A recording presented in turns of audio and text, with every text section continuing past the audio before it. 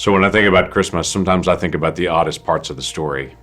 To me, there's lots of amazing things. The wise men, the shepherds, obviously what happens with Mary and Joseph and the travel and the innkeeper. And there's all these great, amazing stories like Simeon and these things that happen even after the birth of Christ.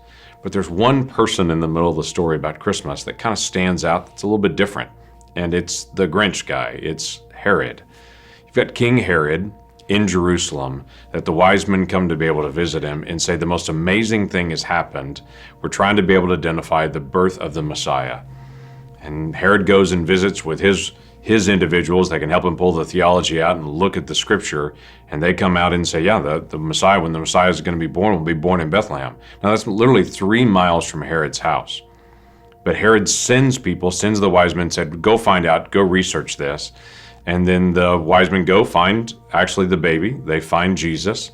They celebrate. They give gifts. All that looks great, except they're warned in a dream to not go back to Herod, because Herod's not looking out for the Messiah's birth to be good. He's opposed.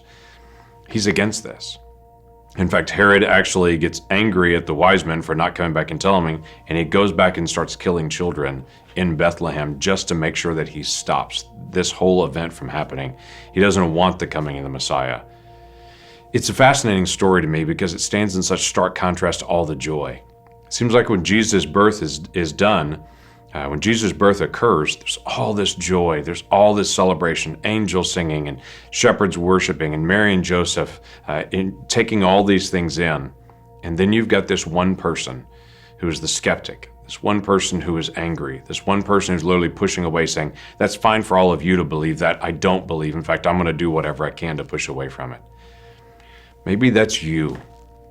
Sometimes in the Christmas season, everyone seems to enjoy things except for 1 or 2 people.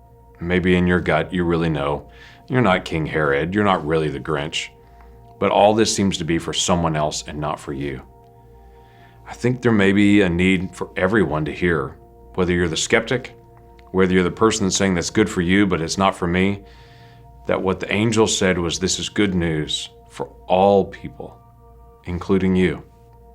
Everyone has the opportunity to be able to know Jesus. Everyone has the opportunity to be able to understand what Christmas is really all about.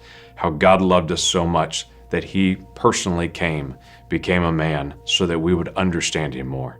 Understanding God's not simple, but he made it so much easier by coming to us and saying, here's what real love looks like, here's what real forgiveness looks like, and here's what real grace looks like. If you're really Herod in your heart, maybe this night you could shift to being a shepherd, to go pursue and go see for yourself, and to find out how good it is to really know Jesus personally.